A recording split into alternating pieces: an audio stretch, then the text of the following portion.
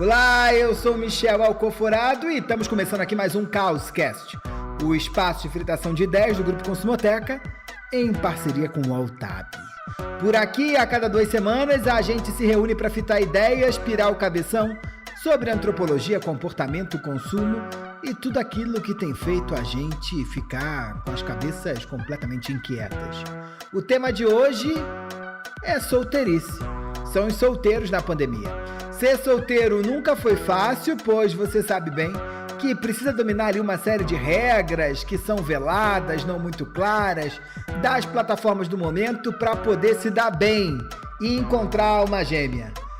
Mas se antes era complicado, imagina agora. Por conta disso, muita gente mudou a forma como conhece outras pessoas e o digital foi um grande aliado dos solteiros, porque não dá só para dar match, você também precisa dividir, as dores de ser solteiro em plena pandemia.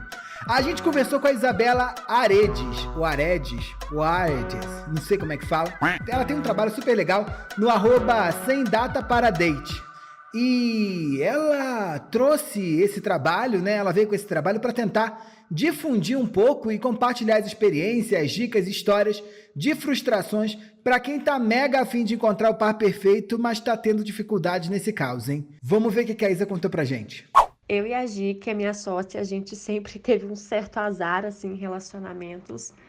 Então, a ideia surgiu de contar para todo mundo, assim. A gente sempre teve aquele momento no escritório que era sempre depois de um date, a gente sentava e ria muito do que acontecia nos nossos dates, que sempre foram meio fracassados.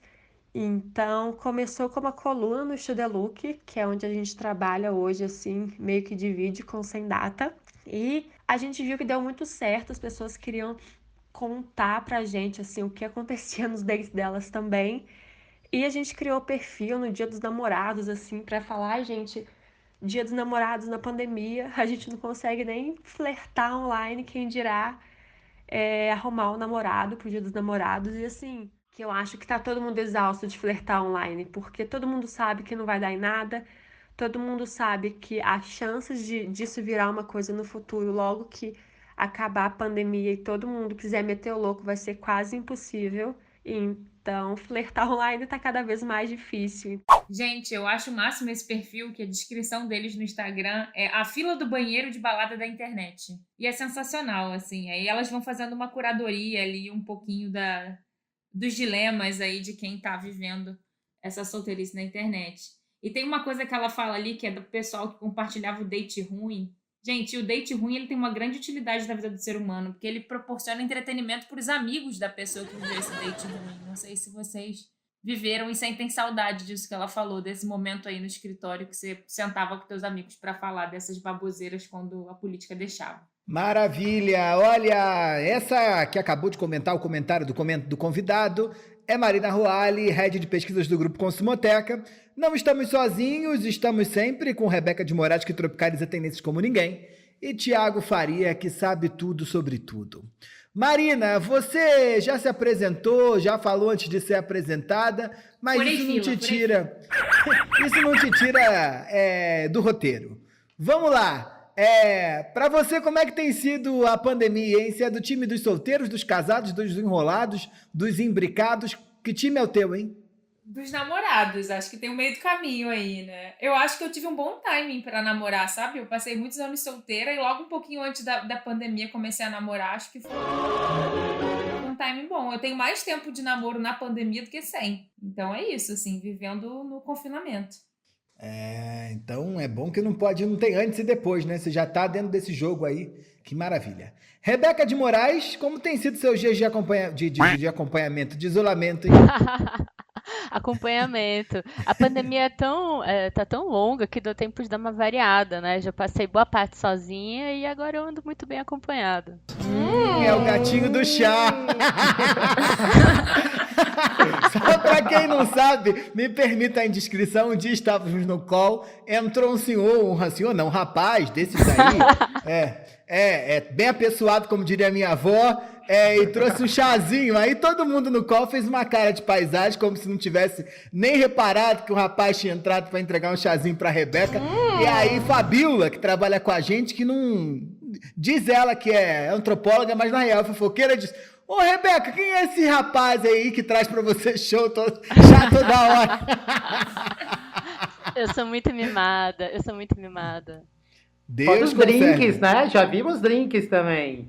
Faz drinks também? Faz drinks. Que maravilha. também. Aqui não chega mas- nem água, só se estourar o cano. Mas esse é um namoro com ROI alto, né? Porque o chá que a Rebeca toma não é qualquer chá. Ela sempre gostou desses chás mais sofisticados. E o drink também tá custando 40 pila cada um. Então matou isso aí, né? Um boy que tá à altura, né, Michel? Ela escolheu mal. Merecido. Tiago Faria, que trazes, hein? Como é que estás? Solteiro, acompanhado ou qualquer coisa? Os fãs querem saber. Solteiríssimo. Ih. @thiago.godard. O Brasil tá lascado! Inclusive, eu fiquei solteiro na pandemia. Eu fiz o reverso da Marina. Fui bem errado. Gente, cada um aqui tá ilustrando bem um caso aqui Não nesse é? episódio, né?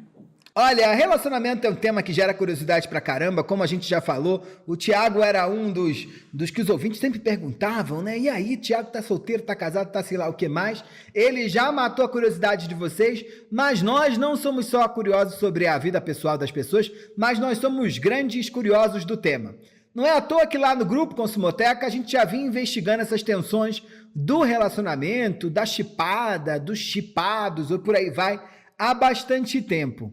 Desde 2018, quando a gente lançou um report, né, sobre relações betas, o pessoal aqui do time tá caindo de cabeça nesse assunto e mega interessado em entender os meandros desse relacionar em pleno século XXI.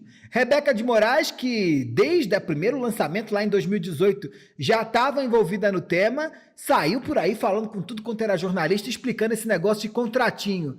Rebeca, relembra. O que é esse troço, hein? O que é o contratinho, hein? Pois é, Michel. Sabe que eu acho que a gente ouso dizer que fomos pioneiros em levar a sério toda essa mudança nos status dos relacionamentos que veio com o Tinder, né?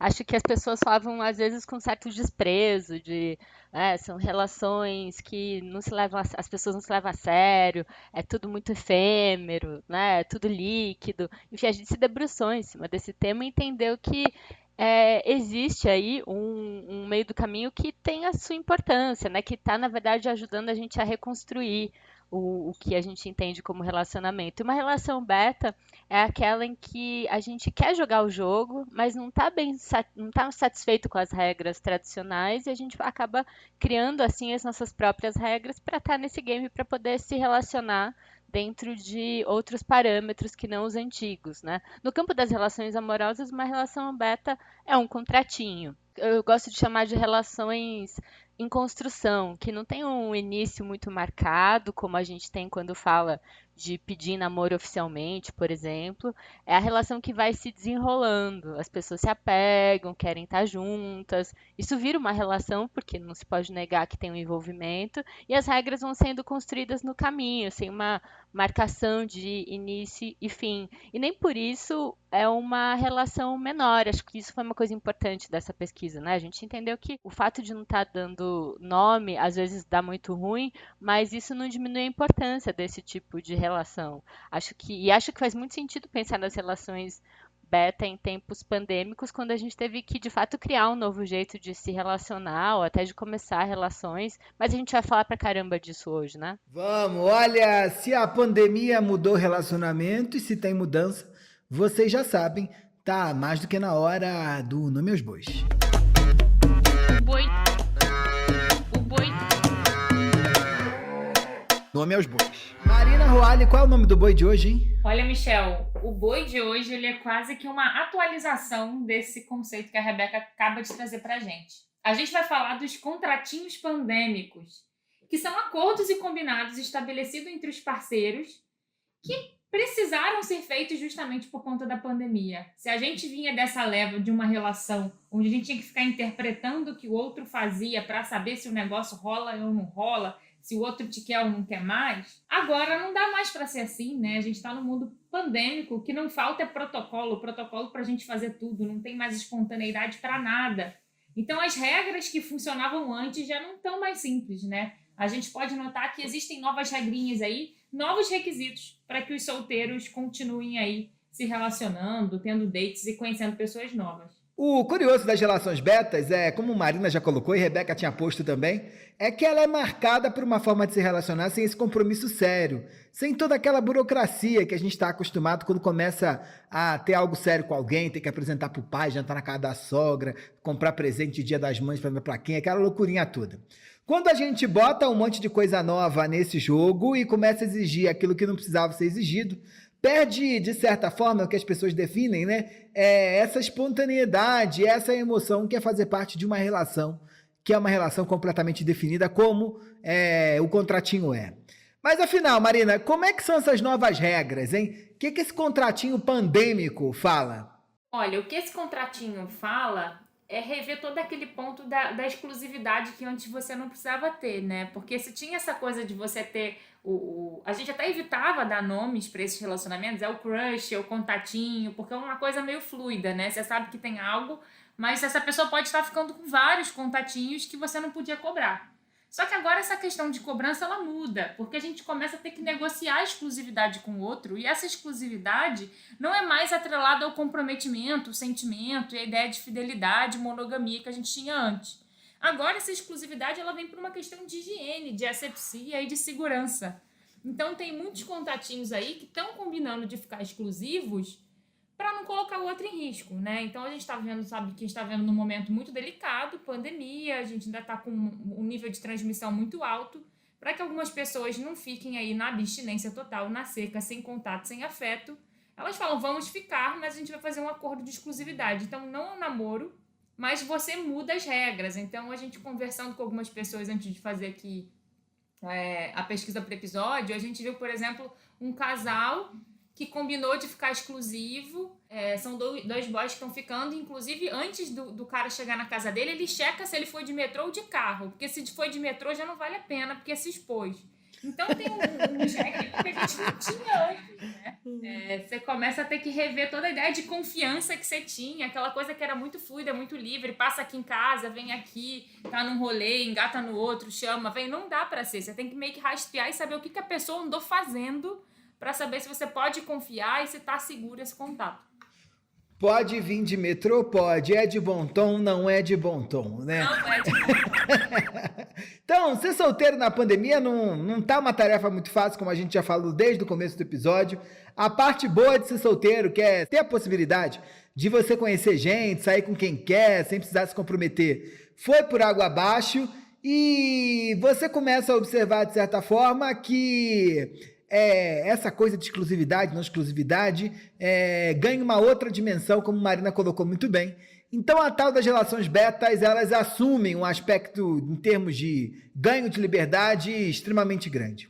Quando a gente põe essa situação diante de um contexto da pandemia, o jogo fica ainda mais complicado, né? Como é que você vai confiar numa pessoa que você está encontrando só para um beijo, só para um date, com a Covid solta por aí? Todo dia na televisão você está ouvindo que tem que usar a máscara, que tem que passar álcool em gel, que tem que manter distanciamento social, e tem mesmo, porque os índices de contaminação e morte no país são altíssimos, mas a sua vida afetiva está ali naquele buraco, né? Meu Deus, como é que eu dou conta disso? Então, se for para marcar o encontro, a gente precisa saber quem é que a gente está encontrando, se eu vou me expor, se os outros vão se expor, e como é que esse jogo todo tá para conseguir manter seus desejos em dia. Esse novo dilema de confiança entre os solteiros, que antes não precisava existir, era só, tu tá pronto, tá afim, tu afim, quer ir pra jogo, vamos pra jogo. Agora começa a ter uma série de novas camadas, novos protocolos, novas intenções, né, e preocupações que não eram recorrentes antes. Tiago, nesse jogo o povo tá ficando meio pragmático, né? Quase um cálculo. Tem que saber se vale a pena, se o ROI do investimento tá fazendo sentido, como é que lida com esse buraco todo, né? Exato, acho que é muito do que a Marina já trouxe, né, Michel? Mas acho engraçado que as pessoas, em geral, têm uma visão muito transante da solteirice, né? No senso comum, é o cara que se diverte horrores, pega geral. E ainda que acho que essa fosse uma realidade localizada, acho que hoje o solteiro, mais que nunca, curte uma bela solidão na pandemia. Acho que se antes as tentativas de encontro eram mais frequentes, né, seja no âmbito casual ou de investimento afetivo, hoje você precisa se preocupar se o outro não vai te infectar, racionalizar em que medida o outro não é um negacionista, quais os círculos sociais que ele mantém presencialmente, porque indiretamente você pode também estar convivendo com aquelas pessoas e estar potencialmente contaminado. Então acho que tem uma tendência aí de que as pessoas passem a ficar mais seletivas mesmo. Acho que racionalizando quem de fato vale o risco, entre aspas, que é inevitavelmente iminente, né? Então acho que apesar de ter muitos solteiros se virando na pandemia para manter uma vida sexual, afetiva, minimamente ativa, o contexto contribui muito para que uma configuração de relacionamento com um par fixo se torne uma opção tentadora, mesmo para solteiros mais convictos nesse momento, né? Já que se encontrar nesse tempo que a gente está vivendo, por mais casual e desinteressado que possa ser, já é em si um contrato de confiança e parceria. Tiago, mas como é que você está se prevenindo, hein? Eu tô me prevenindo, me arriscando o menos possível. Acho que é na coisa do vale a pena, assim. Não vou ser hipócrita e dizer que nesse período eu não encontrei ninguém, mas, né, selecionados muito mais do que seria em outros tempos. É o jeito que a gente tem que lidar, né, Tico? Essa coisa do risco de encontrar, é a necessidade que todos temos de encontrar, e essa coisa da solidão, né? Solidão é um tema que a gente pesquisou também, né, Rebeca? Acho que foi um baque mesmo agora, né? Essa questão da solidão não era uma coisa que entrava na nossa conta quando a gente estava lá pensando em contratinhos ou em relações beta.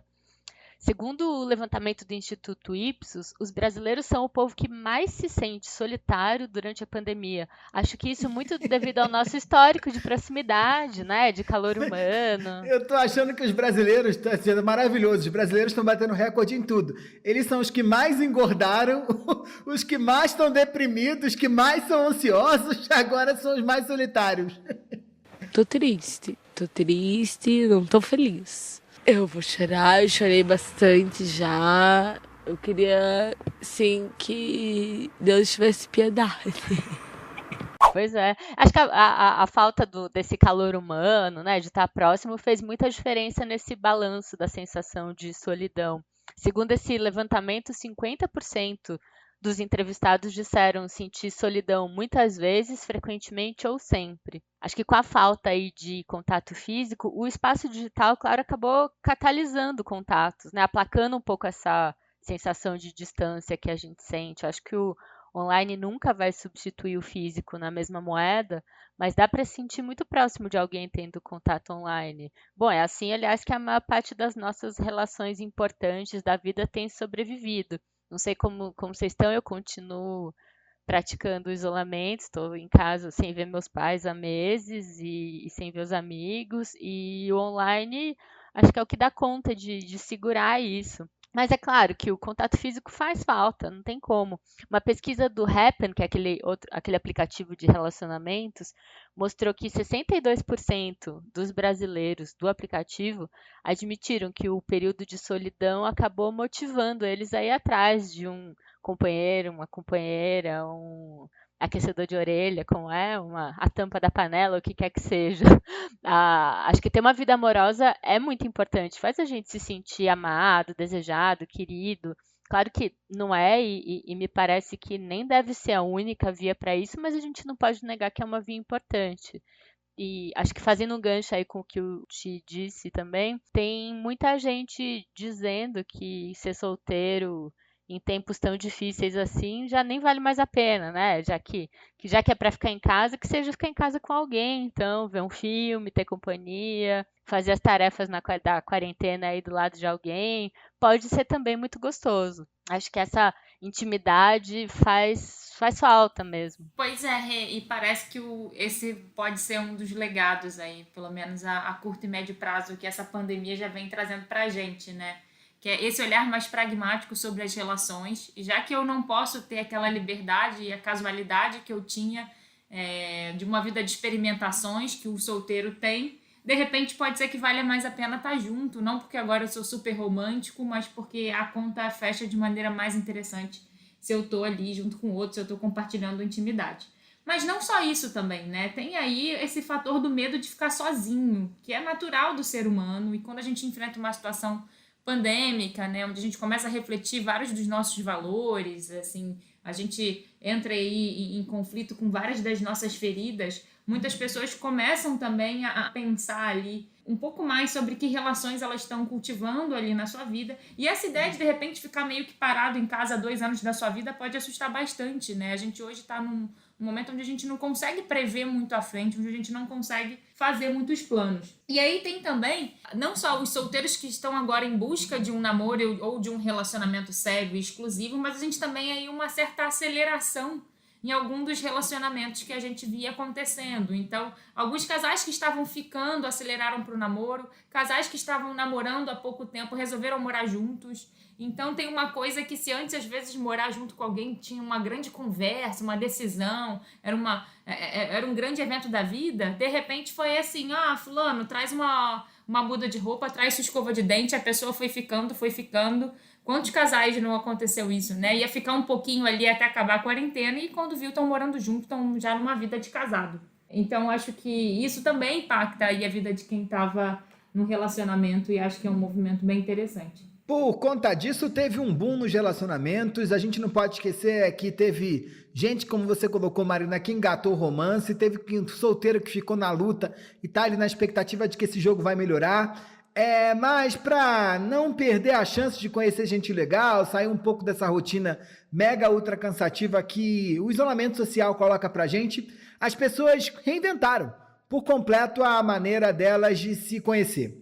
E para saber como é que anda a vida de solteiro, de quem é solteiro em tempos caóticos, a gente foi conversar com o André Lage, o nosso grande amigo aqui do Causcast. Ele já participou do episódio Tá Difícil Ser Solteiro, que fizemos há tempos atrás, e o André voltou para nos ensinar mais, hein? Vamos dar uma ouvidinha. Olha, eu confesso que se antes da pandemia já não estava a coisa mais fácil do mundo encontrar a tal da conchinha do inverno, agora realmente virou assim uma tarefa hercúlea, né? Porque você imagina que essas pessoas que, assim como eu, estão morando com os pais, sendo almas caridosas, ajudando a lavar a batata frita, dar banho em todas as compras, o que elas pensam? Se antes eu tinha que encontrar alguém que valesse a pena, a dar um beijo, acordar no dia seguinte com essa pessoa, agora eu tenho que encontrar alguém que vale a pena o risco de eu ser contaminado, de eu contaminar algum parente meu. Então a barra já estava alta antes, agora realmente a gente elevou o sarrafo à 10ª potência e essa pessoa realmente tem que ser assim a última Coca-Cola do deserto, senão você não vai encontrar ela. Só que acontece, nos aplicativos ninguém é a última Coca-Cola do deserto, ou a última Coca-Cola do deserto realmente não está dando bola para você, porque é o que de fato acontece, e então ninguém encontra ninguém, fica todo mundo achando que vai vir alguma pessoa especial que vai fazer ter vontade de furar o isolamento, ninguém acontece nada. Então, o que está acontecendo é, na verdade, um celibato aí conjunto de toda a população brasileira solteira, e a gente está tendo que lidar com isso, né? É autoconhecimento, no fundo, né? Tá todo mundo aí se conhecendo mais, né? Se virando nos 30 e a gente tá, né? Vamos deixar a vida me levar. Ai, vem vacina. Vem vacina! Pelo Pelo amor de Deus! Ou seja, se você é solteiro, você não deve estar pegando ninguém e tem que estar lendo sobre autoconhecimento. Esse é o aprendizado maravilhoso que o André Lage nos deixa. Mas era esse tipo de autoconhecimento que ele estava falando, lendo? Mas vamos embora. Não é novidade que a pandemia gerou na gente, sim, diversos medos e receios. E o Thiago sabe bem que esse medo é real. Já tô rindo. Sem dúvida, Michel. A gente tem começado, inclusive, a ouvir falar de uma nova sigla nesse contexto de relacionamentos, que é o FODA, que é o Fear of Dating Again, que é o medo de voltar a se relacionar. E acho que esse medo propõe aí 2 camadas, né? Que eu acho que é o receio do encontro em si, como o André trazia, por conta de uma potencial contaminação. Mas acho que ainda tem adicionado a isso uma tensão da gente não saber exatamente que carga psíquica a gente está carregando com a gente desse período de isolamento, né? A gente acho que não sabe ainda em que medida a gente vai sair modificado desse período e de como essas mudanças vão se conectar a um potencial relacionamento futuro. Que carga será que a gente está levando para o outro a partir desse momento, né? Então, o foda, o foda enquanto sigla, nada mais é que uma ansiedade compartilhada por todo mundo que tem intenção de voltar à caça sem ter clareza de quais vão ser as novas regras do jogo, em que medida vão se sentir confortáveis para pisar nessa pista de novo, né? Acho que sair da bolha tende a ser tenso para muita gente que se enconchou nesse período. A gente desenvolveu um cuidado e uma preocupação que acho que só uma crise sanitária mesmo seria capaz de gerar. E acho que corroborando tudo isso que eu estou dizendo, tem uma tendência que indica que o online vai permanecer como uma modalidade de encontro ativa mesmo no pós-pandemia, nessa crescência que a gente assistiu. Essa ansiedade gerada a partir da volta do encontro vai levar as pessoas a querer se sentir mais seguras antes do presencial, né? Um levantamento divulgado pelo Tinder, pelo app de relacionamento, mostra que conversas dos usuários ficaram 32% mais longas nesse período da pandemia, além de ter tido um incremento de 20% no número de mensagens diárias. Ou seja, as pessoas estão conversando mais, fortalecendo o comportamento desse pré-relacionamento online e optando por encontros menos impulsivos e mais racionalizados, mais seguros, mais programados. Acho que a pandemia veio nesse sentido para encaretar um pouco nossa disposição para a aventura. Acho que o vamos tende a se tornar mais raro daqui para frente. Se a pandemia fez a gente perder contato por um lado, nos deu outras oportunidades de nos relacionarmos, né? E, como tudo na vida, a gente aprende a lidar com essas novas fases, olha o copo às vezes pro lado cheio, olha às vezes pro lado vazio. O André, ele é tão genial que ele não participa de um episódio só uma vez não, ele volta. E ele voltou para contar para a gente aqui um pouco do ponto de vista dele como especialista nesse assunto. O que a pandemia fez de grande transformação nessa coisa que é o relacionar com o outro? Vamos ver.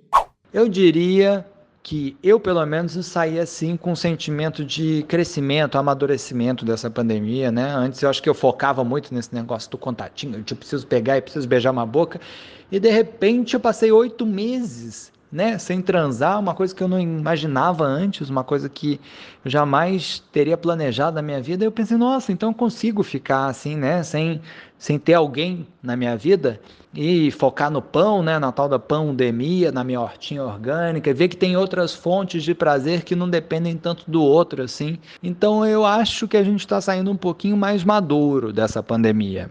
E eu digo isso, obviamente, né, antes de ter sido vacinado e antes de chegar no primeiro carnaval com vacina, porque aí, de fato, todo esse meu discurso talvez caia por água abaixo, que eu vou estar aí querendo tirar meus atrasos de 2 anos de pandemia, né? Eu adorei essa forma como o André olha para a vida. Não tem lado bom na pandemia, mas que ela abre possibilidade da gente olhar para o nosso próprio percurso a partir de outros pontos de vista. Não é mentira, né? É verdade. Mas vamos seguindo por aqui e já falamos tudo que tínhamos que falar, já demos dicas, mas a dica de ouro sempre fica pro final, né, Rebeca? Dica de ouro!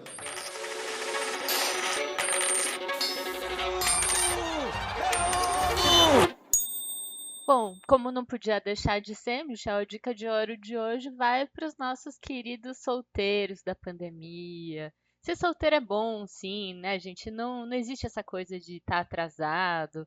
Acho que muita gente acabou de alguma forma tentando dar conta de se relacionar de algum jeito, porque não pode perder tempo, porque tem que aproveitar que está jovem. E não tem muito essa de perder tempo. Acho que a gente tem que viver no nosso tempo. Não é porque tem uma nova galera que começou a namorar que você também precisa. Acho que o André trouxe isso super bem. Descobrir outros afetos, descobrir outras coisas que dão prazer é um super aprendizado dessa pandemia que de fato não tem lado bom, mas tem muito que ensinar pra gente. Assim como o André falou também, acho que é super importante pensar em viver o seu momento. Se descubra, não tenha pressa para se apaixonar, nem de soltar cachorrada. E cachorrada é bom, mas cachorrada tem seu momento, tem seu tempo. Se a pandemia ensinou alguma coisa, acho que um ensinamento importante da pandemia é que a gente tem que se cuidar, aproveitar cada dia como se fosse o único, viver com calma. Acho que essa é a dica preciosa aí de ouro. É irônico que eu tava lembrando aqui que o outro episódio que o André teve aqui com a gente participando foi justamente um episódio sobre solteirice antes do nosso último carnaval digno. Que ele dava as dicas de como um solteiro Último aproveitar em carnaval da história. Último carnaval da história. o saudoso carnaval, aquele carnaval que todo mundo pensa, se eu pudesse, eu tinha vivido mais, O último sabe? baile do Império. É o último baile do Império. Emblemática essa volta do André. Eu me lembro que o André contava pra gente que tinha arrumado um namorado no self-service. Vocês lembram? No Quilo? Que eu achei maravilhoso. Ele tinha técnicas incríveis de abordagem, né? E hoje em dia a gente não pode mais abordar um estranho assim, né? E o self-service devia estar proibido, né? Passo feijão não é mais um atalho para conhecer pessoas.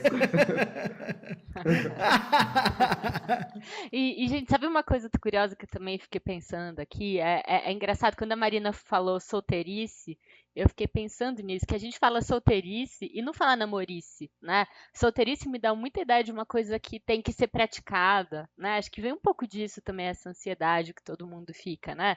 Como se ser solteiro fosse uma coisa uma coisa de muita atividade, né? Que você tem que estar explorando o tempo todo, né? Uma coisa muito em movimento, diferente do namoro, que seria... É porque um game. Infere uma busca, né? Você tá na busca, né? É, uma coisa que não é um game que começou e você tá lá, né?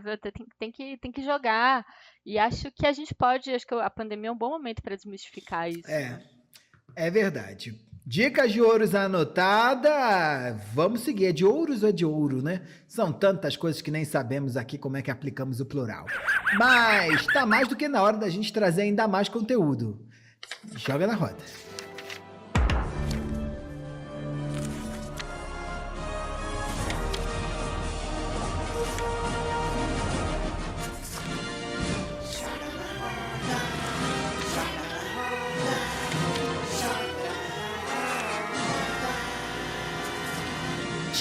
Tiago Faria aqui nas redes sociais é Tiago.godard.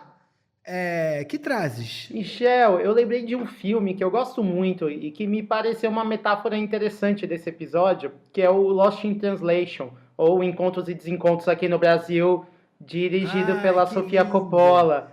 Então, sem querer dar muito spoiler para quem ainda não viu, embora o filme seja relativamente antigo já, a narrativa é do encontro de dois personagens a partir de um contexto de solidão, né? Então, ambos estão confinados num hotel no Japão, reféns do tédio, temerosos de um mundo que eles não conhecem, mas aos poucos eles vão se conectando e se propondo a desbravar esse novo mundo juntos, a partir de uma parceria que é improvável. É um filme que já se tornou um super clássico, é considerado a obra-prima da Sofia Coppola. Eu adoro, acho que vale demais. Eu adoro aquele bar de hotel, como me definiu há anos atrás Rebeca de Moraes. Meu lugar no mundo é o bar de hotel, e o bar de hotel daquele hotel em Tóquio é lindo, é lindo. Eu adoro aquela cena. Você arranjou um balcão de bar em casa, Michel, para não ficar perdido na sua identidade? Como você está fazendo? Para mim está sendo muito difícil. A coisa que eu acho que eu sinto mais falta é de bar de hotel. Viajar, né? E você já era psicanalista antes de ser, já soube me definir drasticamente. Eu acho que a melhor definição de quem eu sou é bar de hotel. Fiz essa declaração pro bar, pra sempre vou te amar. É um tipo de contato que eu preservo. Mas tem feito em casa, né? Não com a habilidade dos baristas, mas com teor alcoólico garantido, né? Que essa preocupação é importante. Pois é, olha, vou pegar até como gancho isso que você está falando e vou mudar aqui a minha dica, porque eu acho que uma super dica o perfil da nossa amiga Nelly Pereira, que todas as semanas ensina um drink maravilhoso que você pode fazer sozinho em casa, com o que você tem aí para curtir. Ela ainda dá uma dica literária, né? Dá uma dica de música, super fala de gostoso pra quem tá brasilidades, sozinho né? em casa.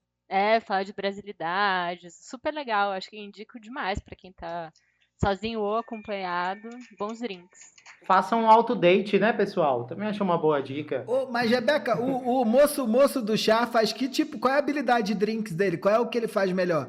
Tipo, só pra ver se vale a pena a gente propor, tipo assim, será que não dá pra ele fazer drink delivery pra gente? Ele vai adorar. O Benjamin é muito craque de drink. Ele faz Boulevardier, que é o meu preferido. Mentira, então tá que tudo maravilhoso. certo. Você Putz, que vê? maravilhoso. Olha, ganhou na loto, hein? Ganhou na loto ou no bar. Marina Roalli, hein? Olha, hoje eu vou de livro. Um dos livros Netflix que eu vai li ano chorar. passado, assim. Momentos tristes pro Netflix.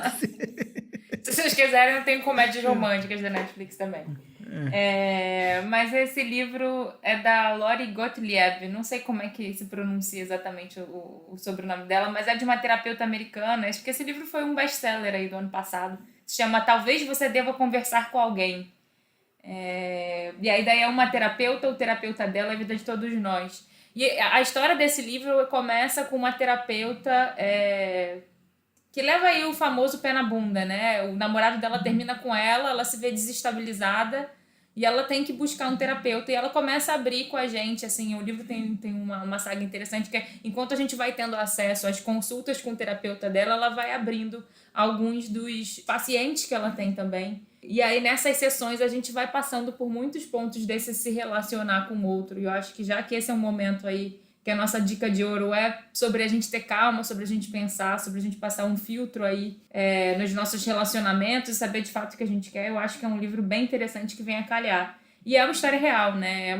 É uma terapeuta que compartilha ali um pouco das vivências reais que ela tem. Então, acho que foi um dos livros bem legais assim, que eu li assim, recentemente. Maravilha. Olha, a minha dica não é um livro muito relacionado ao tema, mas é porque é um livro acachapante. E eu acho que todo mundo precisa ler esse livro. Acabou de sair agora pela Todavia o Vista Chinesa, da Tatiana Salem Levy. A Tatiana, com a habilidade de ficcionista que ela tem, uma grande escritora, consegue contar a história de um estupro real que aconteceu na Vista Chinesa, um ponto turístico do Rio de Janeiro, com uma jovem de classe média que saiu para correr e foi estuprada. O evento se passa ali em 2014, naquele tempo que o Brasil ia dar certo, e a Tatiana vai mostrando com uma habilidade retórica e de narrativa tão impressionante que você consegue ter uma dimensão do que um estupro consegue fazer com a subjetividade de alguém. Eu aconselho todo mundo a ler porque é uma viagem, é um livro de uma sentada só. Tem um pouco mais de 100 páginas, você senta, lê e levanta transformado. Bem, dicas dadas! Vambora, hein? Manda zap. Tiago, tem cartinhas? Chegou sim, Michel. A Lorena Ferreira comentou: como eu gosto de vocês, obrigado por partilhar, estou aprendendo muito. Ô Lorena, a gente que agradece por você nos acompanhar. Um beijo grande. Que maravilha. E Marina, tens também? Recebi mensagem aqui de uma xará, Marina Kaffer, que comentou lá nas nossas redes que é muito fã do Causcast. Com esse nome só pode ser uma pessoa incrível, então Marina, um beijão pra você. Maravilha. Rebeca de Moraes, quem quiser mandar cartinha pra gente, faz o quê, hein? Bom, é só seguir a gente no @caos.cast no Instagram e mandar um recadinho pela DM, pelos comentários, por onde quiser. E também pelo e-mail consumoteca@consumoteca.com.br. Maravilha. Fique em casa, use álcool gel, se sair, use máscara. Tá puxado, galera. Puxadíssimo, puxadíssimo. Olha, a gente vai ficando por aqui com mais uma edição desse Causcast. Eu queria mandar um beijo gigantesco pra Tiago Faria. Tchau, tchau. Beijo, caóticos. Até a próxima. Marina Roalli, hasta luego. Hasta luego, caóticos. E bom dia dos namorados aí, não importa quem tem companhia ou não tem. Faça o autodate, como o Thiago recomendou. Gravou hoje da mansão Itaipu da Maison Leblon. Itaipu, já tô... Rebeca de Moraes, tchau, tchau. Tchau, queridos. Se curtam, se curtam. Eu não posso deixar de lembrar que esse podcast maravilhoso é uma produção do Grupo Consumoteca em parceria com o Altab. Do lado de lá, Olivia Fraga, editora das editoras, comanda todo o coreto. E Juliana Carpanês, que domina os áudios do UOL, também contribui sempre com suas interferências maravilhosas. O episódio do lado de cá tem produção de Marina Roalli, Thiago Cunha e Camila Bordon. O roteiro fica por conta de Bruna Capasso. E a edição é do maravilhoso Wesley Xavier. Também não podemos deixar de agradecer aos nossos convidados André Lage. O @ dele é andré.lage. E também a Isabela Aredes, que é do @semdatapradente. Eu, Michel Alcoforado, agradeço a vocês por terem acompanhado a gente até aqui, mandando um beijo gigantesco e pedindo que vocês se cuidem, fiquem em casa e usem máscara, como Rebeca de Moraes já colocou. Tchau, tchau e até a próxima.